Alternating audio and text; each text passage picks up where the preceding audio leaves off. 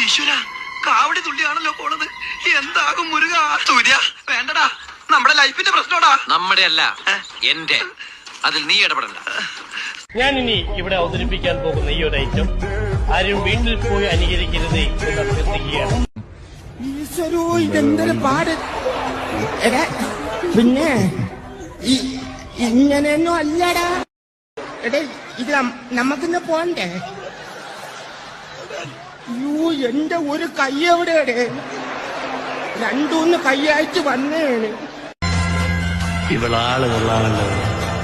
ഏതായി കുറേയേറെ കഷ്ടപ്പെടും, നമ്മളൊക്കെ കഷ്ടപ്പെടും.